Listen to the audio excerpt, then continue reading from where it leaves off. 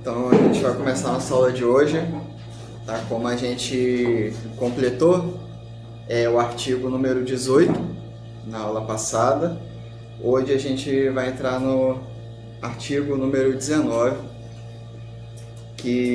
cujo título é o que significa o Criador odeia os corpos no trabalho.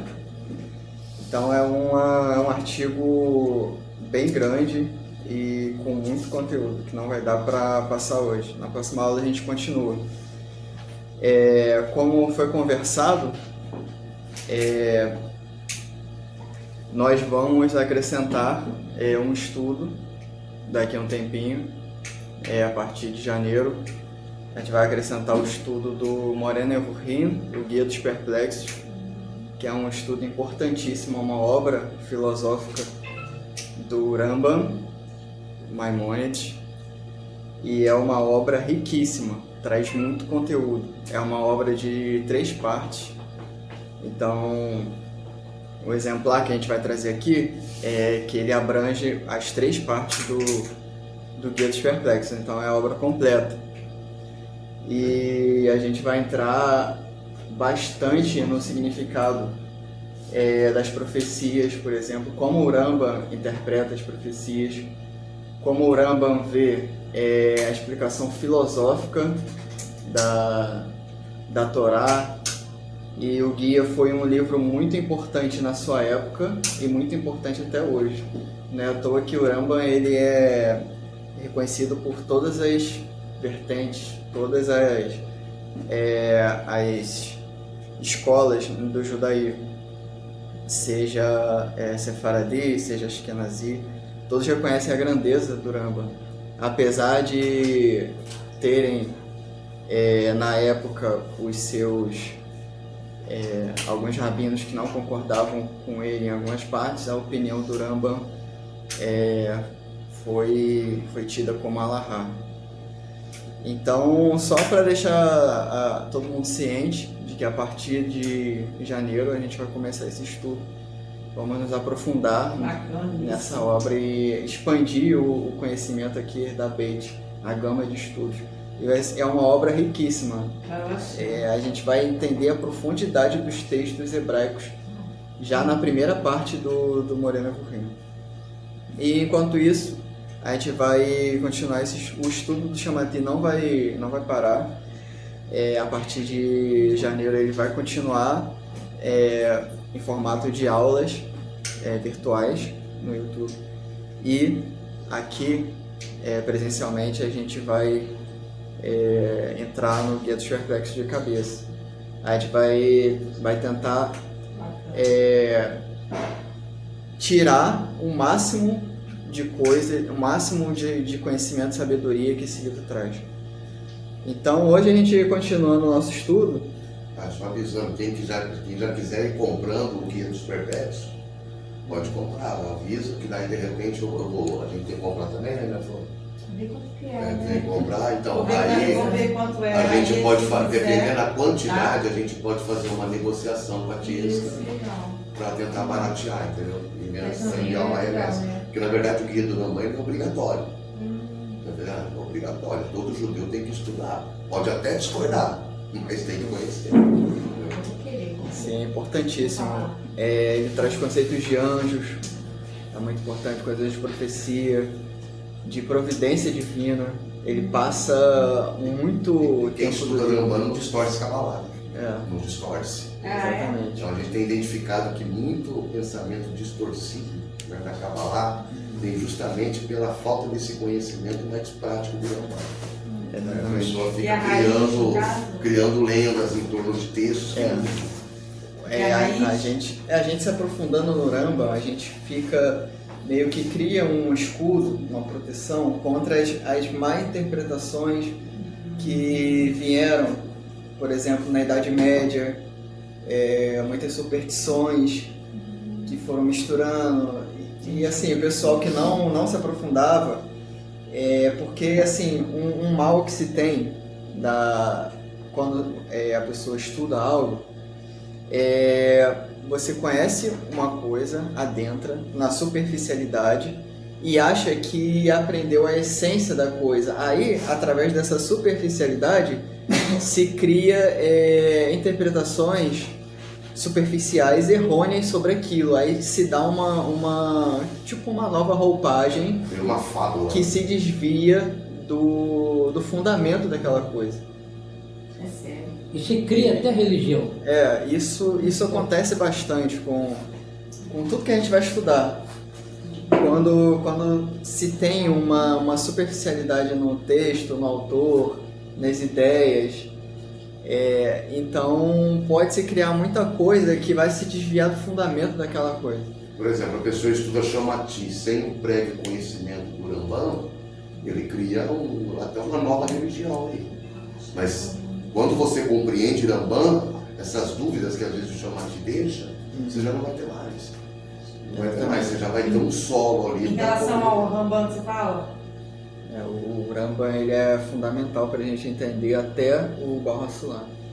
O Baal HaSulam estudante traz. Aluno desse? Baal HaSulam, ele, como todos os sábios posteriores, são aluno do Rambam. Alunos do Rambam. Eles pegam os É um fundamento. É um fundamento. Então ele é um autor muito importante. Continuando aqui no nosso chamate de hoje, ele já começa com o Zohar. Ele diz assim: o santo Zohar diz que o Criador odeia os corpos. Ele disse que devemos interpretá-lo como se referindo ao desejo de receber, chamado de Guf, corpo.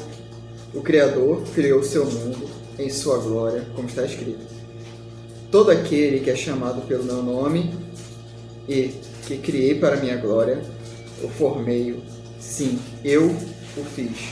Portanto, isso contradiz o argumento do corpo, de que tudo é para ele, ou seja, apenas para o seu próprio benefício, enquanto o Criador diz o contrário, que tudo deve ser para o Criador. Por isso, explicam nossos sábios que o Criador disse: ele e eu não podemos habitar na mesma morada. Aí a gente vai entender o que isso significa. Daí resulta que a separação primária que nos impede de estarmos em adesão ao Criador é o desejo de receber.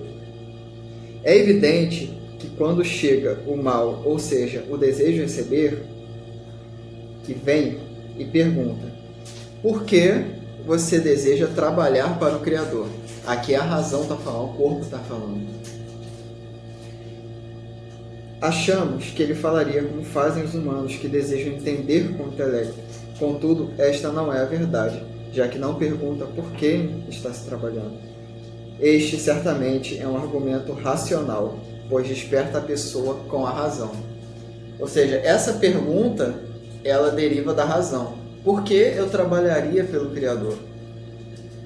Por que eu não trabalharia por mim? Então fica evidente de que o que a gente fala diversas vezes, dentro da razão, a gente vai funcionar conforme a razão dita, porque não faz sentido a pessoa trabalhar pelo Criador.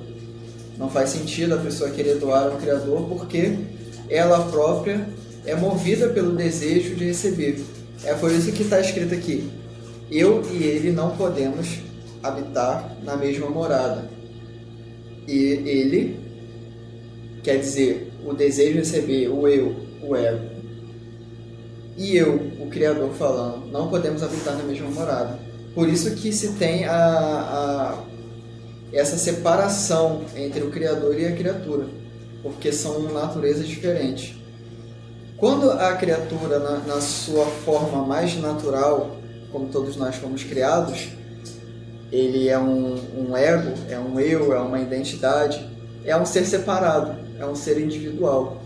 Então não há espaço para uma criatura que tem o ser em si, ou seja, todo mundo gira em torno do eu, todo mundo gira em torno de mim, porque eu contemplo e vejo o mundo através de mim, através do meu ego. Então como que eu posso assimilar a ideia de anular o meu eu para ir em prol de um Deus que é completamente oposto de mim? Ou seja, que todos os meus atos serão para trazer contentamento a Ele, que está fora de mim. Dentro da razão isso não funciona. Então, esse buff, o corpo, ele vai trabalhar dentro da razão, porque o buff é o próprio desejo de receber.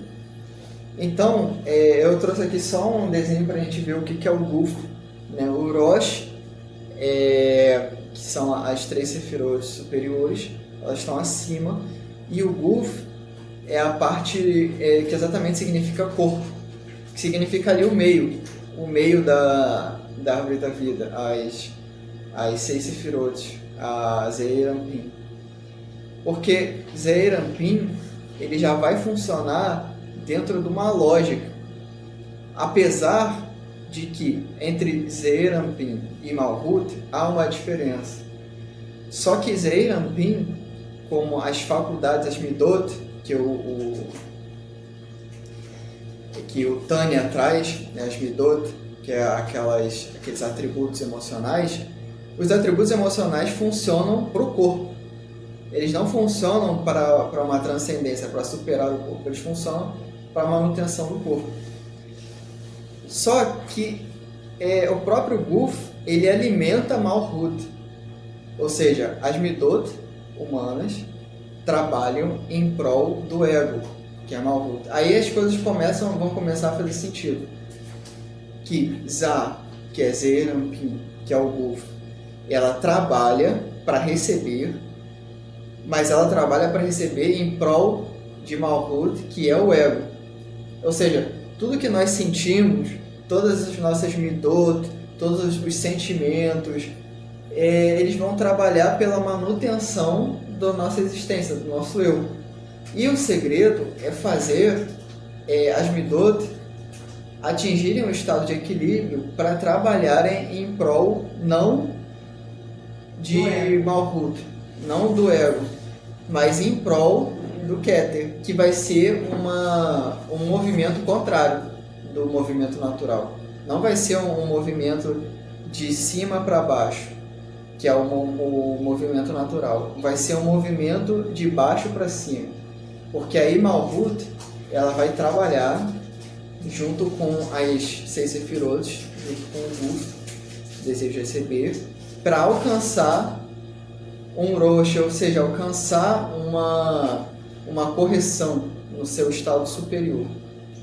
Porque Guf ela também é um resultado de Rosh, que é um nível acima. Só que Guf, ela trabalha em prol de Malhut, que é o eu. O negócio é fazer um movimento inverso, fazer que Malhut trabalhe com Zeir Anpin para corrigir e subir um nível. Porque todos esses níveis, eles não são fixos. O movimento natural é esse.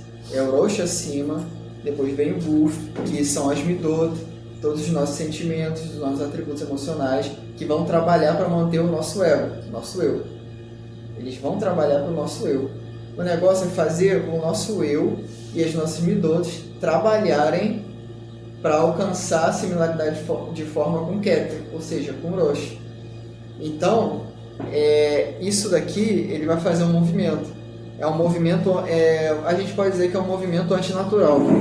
Não é mais um movimento que vem daqui, aí o Guf, ele trabalha para manter o nosso ego, manter o nosso Malhut. Mas aí vai ser um movimento inverso. Ficou meio torto aqui que eu sou canhoto. Então, sou com a mão Já canhoto também? Sou. Aí é um movimento inverso. É um movimento que vai de baixo para cima. Essa é a ação humana. O ser humano, ele tem uma grande diferença para os animais. Os animais, eles só conseguem agir conforme a sua natureza básica. Ou seja, no ser animal, as Midot sempre vão trabalhar em prol de manter o eu, manter o ser, o individual. O que o ser humano tem diferencial dos animais é que o ser humano pode fazer um movimento inverso o ser humano ele pode fazer, o ser humano pode ir contra a sua programação natural. O ser humano ele tem uma capacidade de não se satisfazer com a sua condição natural. O ser humano ele tem uma capacidade de tentar lutar e contra. E com esse esforço do ser humano que traz os resultados. É por isso que tudo parte de uma ação e de uma intenção. Coisas que o animal não tem essa ele vai trabalhar só dentro do mundo de SA. Ele vai trabalhar sendo somente influenciado, só recebendo, sendo influenciado pelas forças da natureza, força de se manter vivo, de reproduzir, de procurar tudo o que lhe convém para a sua sobrevivência. O ser humano, além de carregar essa natureza, o ser humano tem uma coisa a mais, que é essa rebeldia de contra a sua natureza. O ser humano ele tem essa capacidade. Então, o ser humano ele adquire uma propriedade que ele pode não se contentar. Ou seja, ele pode ter um sentimento de insatisfação. E esse sentimento de insatisfação é o que vai ajudar, vai fazer o que vai jogar ele para que ele haja não conforme o que foi predisposto somente à criatura, mas ele tem uma capacidade de lutar contra. Então essa capacidade é o que faz o ser humano ele chegar acima dos animais. Então esse movimento contrário que o Barra Solar ensina pra gente é o que só o ser humano pode fazer. É querer unir aquilo que é o contrário dele. Ou seja, por isso que o ser humano é tão contraditório. O ser humano ele não se satisfaz somente em existir e existir da forma que ele existe. Ele exige mudanças. E essas mudanças, elas são essencialmente importantes para o ser humano sair da sua condição de Malhut, primordial, e alcançar um estado superior. E fazendo isso, o Criador lhe dá forças para que ele possa sobressair mais e mais ainda. Só pode entender que, no caso, a rebeldia, ela tem o seu lado positivo. Sim. É exatamente isso. Porque só nós temos a condição de nos rebelar contra a nossa condição. E sem essa rebeldia não se evolui. Exatamente. Porque o ser humano, na sua rebeldia contra o mundo, contra a sua condição, lhe dá forças para transcender.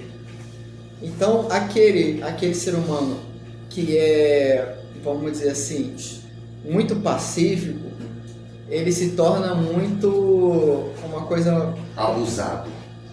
A gente pode dizer uma coisa que não se move. Aquele que está... se conforma com tudo, né? É aquele que está num estado de... passividade. Ele está relaxado. Para ele, tanto faz. Então ele se contenta com o seu estado e isso... Ele não avança pela seleção natural. Isso faz com que ele fique estagnado, que ele fique parado. Isso é muito ruim. É muito ruim, porque o ser humano ele precisa de ação, ele precisa de força, ele precisa de rebeldia. Se agir com rebeldia contra a sua própria condição é o que faz o ser humano sair do lugar. É o que eu falei aqui. Você não pode trocar o espiritual ou vice-versa. Material pelo espiritual. Entendeu? É uma ocasião em que ele tem, entendeu? De lutar, né? Vontade de querer não ser mais daquela pessoa. Sim. E assim, partindo para uma área mais psicológica, a gente vê que muitas vezes, apesar do ser humano ser um ser essencialmente com a capacidade de se rebelar, muitas vezes o ser humano, por medo das mudanças, ele se agarra a tudo que ele conhece, como sempre já foi assim. É daí que vem a ideia de conservar, né? Do conservador, conservar tudo aquilo que ele só conhece. Ou de que as pessoas ensinaram para ele que esse é o que tem que ser. Eu sou assim. Mudança. É. Eu nasci assim. Síndrome de Eu sou Gabriela. assim, Morri o assim. mundo é assim mesmo. Síndrome de Gabriela. Sempre teve pessoas que passaram fome mesmo, então sempre Conformismo. teve aqueles que dominaram as massas e as massas foram dominadas e viveram nessas situações, então não me surpreende que exista crianças morrendo no mundo, porque isso sempre foi assim, sempre aconteceu. E essa sensação de que tudo está nos padrões, tudo está conforme, isso é um sentimento conservador. E isso não leva o ser humano a mudança alguma. Leva à perpetuação de um passado que não deu certo. Porque ele quer conservar tudo, né? Ele quer conservar. Ele quer conservar porque... Até o que precisa ser mudado. o que precisa ser mudado, exatamente. E isso no ser humano vai contra isso daqui, esse movimento de baixo para cima. Porque o que é esse movimento de baixo para cima a não ser um ato de mudança? Um ato de que eu não aceito conviver com a minha natureza primária, minha natureza baixa, minha natureza animal, e eu quero, com a ajuda do Criador, atingir níveis de similaridade com o Criador. Ou seja, eu quero sair da minha situação e eu quero eu quero que o Criador me leve para uma situação que Ele se revele, que Ele me corrija. Ou seja, uma situação em que eu possa transcender a minha condição atual. Isso não é ser nada conservador. Isso é ser, de um certo modo... Posso gravar aqui? Posso fazer um vídeo aqui? Isso é, de um certo modo, ir contra a natureza básica. Ir contra a natureza básica. Então, assim, sempre existiram aqueles que morreram e estão por isso mesmo. Sempre existiram aqueles que detêm o dinheiro, o capital, e sempre foi assim. E aqueles que estão lá embaixo é porque a natureza dele de estar lá embaixo, é de submissão, é de contentamento. Então tudo que me leva a uma contradição ao que é conservador, eu afasto de mim.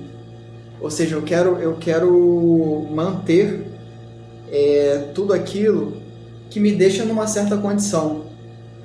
Então, se morrem crianças numa guerra, é porque o mundo sempre foi assim, sempre morreram crianças numa guerra. E eu, como uma pessoa tradicional que conserva as visões já tidas como verdade, eu não lanço minha rebeldia contra isso. Eu não só faço quero nada. mudanças que me tragam benefício. Em relação Se ao mal que eu- acontece, é assim mesmo. É assim mesmo, sempre foi assim. Isso não é culpa minha. Síndrome de Gabriela. Então isso vai contra o movimento espiritual. Isso vai contra o que a Kabbalah nos ensina. A Kabbalah, ela não nos ensina a conservar o mundo como ele é. Se a gente conservar o mundo como ele é, a gente não sai do lugar. O mundo continua a mesma condição que se Tem que tem remar hoje. contra a maré, né? Exatamente, não se pode se conformar. Não se pode se conformar. Não se pode justificar as coisas que acontecem. Não se pode justificar as coisas que acontecem. É por isso que, trazendo um pouco fora, assim, mas um ensinamento que se encaixa aqui, é por isso que Michel Foucault, um filósofo muito importante, ele diz que as revoluções são momentos de consciência na humanidade. Toda revolução é um momento de consciência. Ou seja, quando o ser humano se conscientiza de que a mudança é necessária, de que é necessário remar contra a maré, é necessário não perpetuar aqueles passados, aquelas ações humanas, aqueles pensamentos humanos que ficaram no passado, aqueles ditos tradicionais. Então, por exemplo, o pensamento capitalista é isso. O mundo funciona pelo capitalismo, mas ele funciona para mim porque eu tenho uma certa condiçãozinha, porque é aquela contradição. Eu defendo o capitalismo, mas eu não sou dono de capital. Eu acho um absurdo que outras eu sou trabalhador, sou do proletariado, mas eu bato palma para os bilionários, para os donos do capital. Quem recebe auxílio do governo é vagabundo. É exatamente isso. Aqueles que recebem auxílio são os vagabundos, e aqueles que são os bilionários foi porque eles lutaram para isso. Eles merecem, são merecedores disso. Eles, os donos dos meios de produção, enfim, para não entrar em muita polêmica, só trazendo uma aspas, mais polêmica aí. Só trazendo uma aspas, que isso vai contra o pensamento aqui de que Baal HaSulam ensina. E trazendo mais uma aspas, todo socialista é vagabundo. A gente está fazendo uma generalização, a gente está chamando Baal HaSulam de vagabundo. Ele era um socialista. E ele fala por que ele era um socialista. E ele dá um tipo de socialismo para o futuro baseado numa era messiânica, que é um socialismo altruísta. Que as pessoas perderam o sentido do que significa ideologia para adotar um conceito que se chama militância. Então, quando você vai avaliar esses pontos políticos, as pessoas vão na militância, mas eles nem sabem o que eles estão militando. Exatamente. Entendeu? O que é a militância? Você nem sabe o que você significa. Tudo que você quer é combater o outro. Entendeu? Você só quer combater o contrário. Se você tiver que explicar, você não explica. Você não explica. Você só sabe bombardear o outro. Não, o outro está errado, o outro é errado. Mas espera aí. Você não tem que ter base para aquilo que você acredita? Qual é a tua base? É o erro daquele que não acredita na mesma coisa que eu. Então não é base. Entendeu? Quando os judeus vieram para Israel, que ainda não era Israel, eles tinham uma ideia de socialismo. Sim. Os kibbutz, a agricultura, tudo era de comum acordo. Sim, o próprio Ben-Gurion, primeiro-ministro de Israel, entendeu? Tinha essa ideia.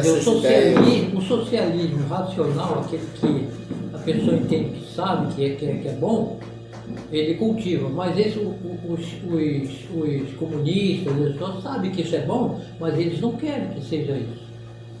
Eles querem... A pessoa pergunta, por que o socialismo não deu certo? Cara, mas essa resposta é muito óbvia, porque o ser humano é egoísta. Não tem outra lógica. Por que não deu certo? Porque o ser humano é egoísta.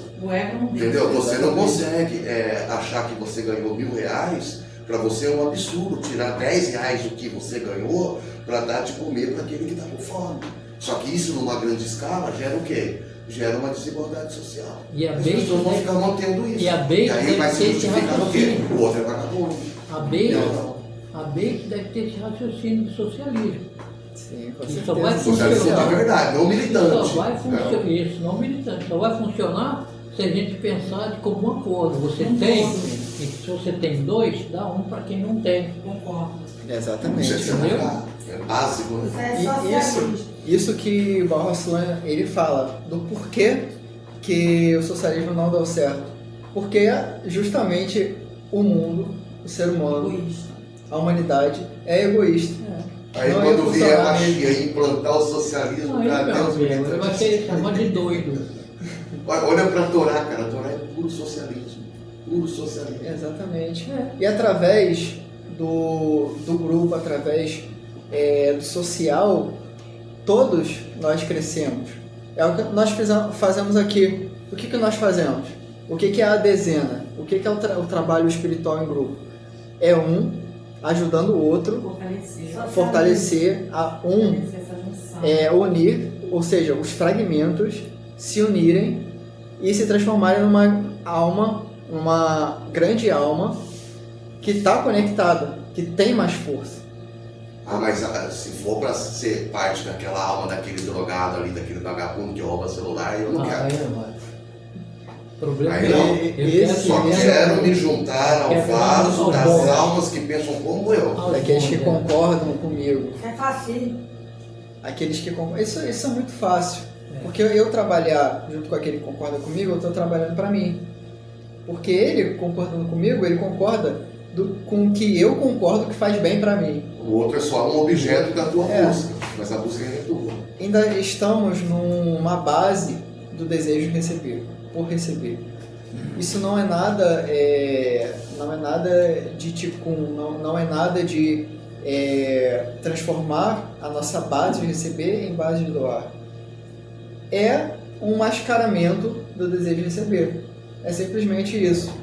Quando nós, por exemplo, agimos com a nossa natureza do desejo de receber, mas é de uma forma muito sucinta, que aparentemente parece um ato de doação, Baha 'Ullah Sulam fala que no fundo, aquela força que está levando a gente a isso é o desejo de receber.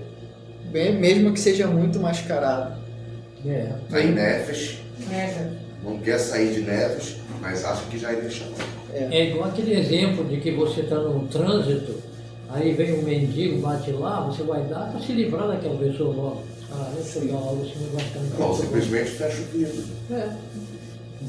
Exatamente. O que se faz, na maioria dos casos, é trabalhar em Nefesh, mas botar a máscara de uma Neshama na Nefesh. Ou seja, criar uma máscara, uma aparência de algo que na verdade não é. Uma máscara que na verdade você não é. Você se olha como uma Neshama porque você não quer abrir mão da sua Nefesh. Então você diz que já venceu, eu já identifiquei isso. É porque eu sou bom. Sim. Eu sou uma pessoa boa, eu pago minhas contas. E assim, eu falo bom dia. O que eu acho muito importante no trabalho espiritual é a pessoa agir com extrema sinceridade para consigo mesmo. Tudo bem, todos nós somos egoístas, mas mascarar que somos egoístas, não corrigindo o nosso interior, mas construindo só uma imagem que nós não somos egoístas, mas continuar sendo egoístas lá dentro, eu acho que isso é uma falta de sinceridade contra nós mesmos. Eu acho que é melhor nós admitirmos para nós mesmos de que nós somos egoístas e trabalhar sinceramente para mudar isso, do que botar um pano em cima e mascarar isso de uma forma que nós nos vejamos ou aparentamos nossa imagem como pessoas altruístas, sem mexer lá no fundo, sem catucar a ferida. Justificando a nossa miséria espiritual na miséria física do outro. Eu acho que precisa, e para isso precisa de coragem. Precisa dessa rebeldia, precisa dessa coragem para admitir que você precisa de correção. Porque a princípio nós olhamos o mundo como que o mundo precisa de correção, o outro precisa de correção. Mas ele precisa mudar essa ação dele. Isso deixa claro que um amigo judeu falou uma vez. Mas o judaísmo é capitalista. Sim, o judaísmo é capitalista. O judaísmo é capitalista. O judaísmo é capitalista. A Kabbalah é socialista. Porque se você não conseguir encontrar... Religião é capitalismo. Espiritualidade é socialismo. Por quê? Para você manter a sua vida religiosa, você precisa de recursos, Sim. Precisa de capital, porque você está lidando com coisas externas. Mas para você manter a alma não veste roupa, a alma não come. Então você precisa revestir a tua alma com consciência. E consciência não é uma coisa que tem preço. É uma coisa que você só adquire com experiência, com relacionamento. E sem relacionamento, o outro é uma vida social, você espiritualmente nunca. Exatamente. Entendeu? Isso que você falou aí, eu aprendi no Beit, com relação a você olhar para o outro e ver o defeito dela. Mas quando você faz isso, você está vendo nela o seu defeito. Incomoda, né? Entendeu? Exatamente. Você olha uma pessoa e repara, É uma isso é defeito. uma atitude, vamos dizer, uma configuração da nossa própria estrutura, da nossa própria estrutura do ego. Porque o ego, quando ele não quer mudar, porque a mudança traz dor, a mudança traz uma situação desconfortável, ele não quer isso. Então, se algo tem que mudar fora de mim, tem que ser o outro. Então, nós espelhamos no outro aquilo que pode mudar. Conosco, a coisa que nos beneficia, ela tem que se conservar do jeito que ela é. Então, assim, o que eu quero dizer é que a nossa psique, ela é muito complicada, é muito difícil a gente trabalhar com a interioridade. É um oceano muito profundo. Quanto mais nós adentramos dentro de nós mesmos, vemos que Mais feio fica. que aquilo vai adquirindo largura e profundidade. Alta complexidade. Quanto mais a gente entra lá dentro, mais a gente vê que é mais largo e mais profundo ainda do que a gente Isso é mais imaginava. fundo, a miséria é maior para a gente ver na gente. A parte mais superficial do mar, ela tem os peixes mais lindos. Mas aquelas Quando criaturas se das aprofunda profundezas, Sim. existem, porque Os abissais. esses seres abissais, eles não conseguem viver na superfície. Abissal. Só que os seres da superfície também não conseguem sobreviver no abismo. Então, se você pegar peixes de águas profundas, são todos horríveis, são todos feios, porque eles são predadores, são monstros, chamados de monstros, né? Sim. E o peixe, você não vai colocar um caçador das profundezas, que é aquele peixe que tem aquela luzinha, uma boca gigante, monstro. Você não vai colocar um peixe daquele no aquário. Não vai. Tá entendendo? Então são coisas Vai que ser comido, cara. o próprio mar quer esconder. Tá entendendo? O próprio mar quer esconder. E olha, A gente quer viver de aquário. olha que interessante. A gente tem que olhar para nossa profundidade, certo? A gente tem que Que é lá que estão os nossos monstros. olhar lá para dentro. Mas se a gente tá aqui e a gente se jogar lá no poço ou contemplar muito aquilo que é profundo, aí acontece o que aquela frase filosófica diz: aquele que olha muito tempo para um O abismo abismo, olha pra ele. o abismo olha de volta para ele. Aquele que lida com monstros deve ter cuidado para não se tornar um monstro. O que isso quer dizer? Que quando a gente está num grau, a gente está num grau X e a gente quer pular lá para nossa profundeza sem uma cordinha aqui, Subir de volta, lá tu fica. se quiser se jogar sem um material, sem um preparo, sem uma estrutura que você consiga trabalhar todos os graus e chegar lá e corrigir o que tem que ser corrigido, a gente vai simplesmente só se jogar no abismo e se perder dentro de um abismo. Quando a gente se joga não tem no abismo volta. mais profundo dentro de nós mesmos, nós nos perdemos. E aí não tem volta.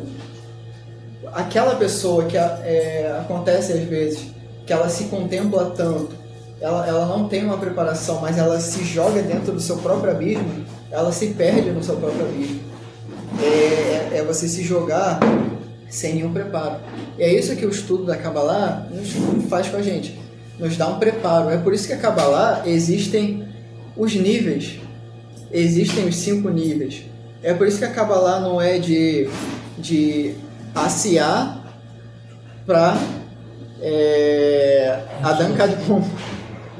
Não existe esses dois. Não é você estar aqui na sua condição e mergulhar lá no abismo sem proteção Não tá alguma. escapando. É preciso ter um aparato psíquico. Sem um aparato psíquico, a gente se perde até dentro de nós mesmos. Então, o que é importante? Você fala assim que isso não é o que mesmo? Um aparato. Um aparato psíquico, uma estrutura psíquica para poder você lidar consigo mesmo. As pessoas que não Uma têm, estrutura psíquica. pessoas que não Pra poder têm lidar com nós mesmos. isso, uma estrutura para lidar consigo mesmo, as pessoas são altamente problemáticas e são altamente Parar de se ver como bom. Não quer. Está aí o segredo. Para de achar que você é bom. Você não é bom. E até as coisas que você faz, que você acha que é bom, na verdade você faz pensando em si mesmo. A raiz de todas as suas ações é o mal. Porque tudo que a gente faz por amor e todo. Parou de se entender como bom, pronto, agora você está pronto para amadurecer. Aquele exemplo. Agora você está pronto para aprender. Aquele exemplo daqueles sábios que queriam ir aonde o Barro Solano queria ir num certo lugar e um ficou maluco, o outro. Sim, adentrar o Sodre. E eles não tinham preparo. Sim, aqueles que seguiram o caminho do Rabi Akiva, e só Rabi Akiva foi, adentrou e saiu. Isso é um exemplo do que significa você mergulhar no abismo e não ter um aparato para sair dali. Existem quatro possibilidades. Essa que é a ideia do Rabi Akiva com os sábios que entraram, são as 4 possibilidades. Um saiu herege, o outro saiu descrente, o outro saiu maluco e o outro saiu sábio. Tá entendendo? Por quê? Todos os 4 tiveram a mesma experiência, mas cada um era um recipiente diferente. Uma questão da fé. Entendeu? O Rabi Akiva, ele tira. Eles entraram no Pardês, eles entraram no pomar, ou seja, eles alcançaram um mundo mais elevado, onde eles encontraram a raiz de toda a verdade. Um deles saiu de lá, que eles entenderam que lá a Torá é completamente, porque é reflexo, né? A Torá lá é o oposto da Torá aqui. Então tudo que aqui é sim, lá é não. Tudo que aqui é azul, lá tudo que aqui tem cor, lá não tem cor. Enfim, é o oposto. Então o cara entendeu, o primeiro entendeu. Se essa é a verdadeira Torá, então eu preciso descer para cumprir a verdadeira Torá lá no mundo físico. Preciso cumprir a Torá espiritual no mundo físico. Só que aí ele vem para o mundo físico e começou a fazer tudo o contrário e ensinar o contrário. Ele queria que o mundo físico cumprisse a Torá espiritual. E aí ele então se tornou um herege. Esse foi o Abuya Ben Elisha, né? Falou de nome. Ele foi Elisha. Falou de nome. Ele se tornou um herege. Então, tipo assim, a Torá manda não matar, então mate. Porque ele inverteu a situação. Então não é que ele estava mentindo, é que ele estava falando uma verdade superior em um nível de consciência inferior. Ou seja, o Kli, o vaso dele não estava preparado. O vaso do Rabi Akiva, o Kli, estava preparado para absorver. Então, é a mesma coisa a gente trazer para os dias de hoje, uma geração que vive numa superficialidade, como a gente já falou aqui, 5 minutos, que vive numa superficialidade. Essa geração tem problemas em lidar consigo mesmo. Quando vai lidar consigo mesmo, não querem é altamente problemático. As pessoas elas se tornam um veneno para si mesmas. As pessoas que vão se autodestruindo, sabe? Aquelas pessoas que vão se destruindo aos poucos por dentro. As pessoas que não têm um aparato, por quê? Porque o paradigma dela foi trabalhado para a superficialidade, para um certo grau. E quando a pessoa ela trabalha desse modo, se ela é um pouquinho mais fundo, ela já começa a se perder em si mesma. Ela começa a tornar a sua própria interioridade um veneno para si mesma. Então isso é importante dos degraus, da gente subir os degraus. Porque o que são os degraus, segundo Baruch HaSulam, do que etapas. Um dia a gente sobe um degrau, outro dia a gente adquire similaridade de forma com esse degrau. No outro dia a gente sobe o outro degrau e atinge similaridade de forma com esse degrau. Dessa forma, a gente vai adentrando a nós mesmos, conhecendo a nossa profundidade, sem nos perder em nós mesmos. Porque a gente vai conhecendo aquele discernimento que existe em nós e vai trazendo uma retificação, um tikkun para ele, e com isso a gente vai conhecendo cada vez mais a nossa profundidade. A gente também não pode olhar para o sol com os nossos olhos diretamente, sem nenhuma proteção. Eu tenho até aquela A gente ideia. precisa de vários... Na época da disputa política para presidente aí um certo político lá ele se despontou porque ele falava um monte de coisa, um monte de discurso de ódio e tal. E aí as pessoas diziam o seguinte: ele é verdadeiro porque ele fala tudo aquilo que o povo pensa. Ele fala aquilo que as pessoas não têm coragem de falar. Só que na verdade é aí que está o perigo. Porque a pessoa que tem essa visibilidade e acaba trazendo esse ódio interno, que são essas coisas que precisam ser trabalhadas e não expostas, aí ele começa a trazer à tona tudo aquilo que tem de errado na humanidade. E o fato dele estar falando, expondo isso, faz com que aquele erro se torne algo apreciado. Aí as pessoas apreciam o cara só porque ele tem coragem e visibilidade para falar aquilo que você nunca teve porque sabe que é errado. Entendeu? Mas eu não tenho coragem de falar isso porque eu sei que é errado. Mas esse está falando tudo aquilo que eu quero falar. Que homossexual tem que morrer, que, tá entendendo? Que esses vagabundos, blá blá blá. Então, ou seja, eu sei que esse sentimento é errado, a minha consciência vai contra. Mas agora eu tenho um porta-voz para isso. Vagabundo. Não, agora eu tenho um porta-voz para isso. Então o meu ódio agora ele está validado. E aí, meu irmão, a pessoa vira ídolo, vira. Exatamente. O que mais, falando nisso, o que mais nós temos ao redor de nós, nas nossas crenças, nosso senso comum, nossa sociedade, são ídolos. Os ídolos, eles não são só imagens de madeira e de metal, não. Os ídolos são todos aqueles conceitos que nós aprendemos como conceitos irrefutáveis. Chamar ídolo de mito não torna ele como uma simples tradição ou algo na sociedade que foi ensinado a gente, que pra gente aquilo é um valor que não pode ser contrariado, assim como um ídolo. Um ídolo é aquela imagem que carrega um valor inquebrável, um valor de referência. É uma referência que não deve ser contrariada, não deve ser atacada. E o que nós temos que fazer é atacar os ídolos. Já é dito, os ídolos eles têm pés de barro.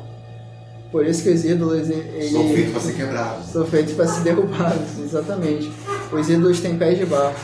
Então, o que para trazer assim a conclusão da nossa aula de hoje é pegar um conceito que é extremamente espiritual aqui e trazer ele para a prática, ou seja, unir o espírito com o que é material, trazer uma similaridade de forma. Também a gente não pode ficar só lendo aqui os textos do Shamatri, que fala de um mundo transcendente, e fazer uma separação, uma dicotomia entre esse mundo transcendente e o nosso mundo como se fosse uma coisa totalmente afastada e oposta. A nossa vida diária é o mundo da ação. A nossa vida diária é trazer o espiritual para a ação, ou seja, não trabalhar com essa perpétua dualidade que existe há milênios na humanidade, mas trazer um modo de vida que é espiritual. Ou seja, o espiritual ele não deve ser uma coisa à parte, como uma outra parte de mim, mas o espiritual deve ser aquilo que eu sou. Ou seja, eu estou tirando o abismo que existe entre o material e o espiritual. Eu estou trazendo o espiritual para esse mundo. E com isso, a gente está pegando o Malhut e elevando o Malhut às Sefirot superiores, fazendo uma Devekut, uma adesão. E isso que é a prática.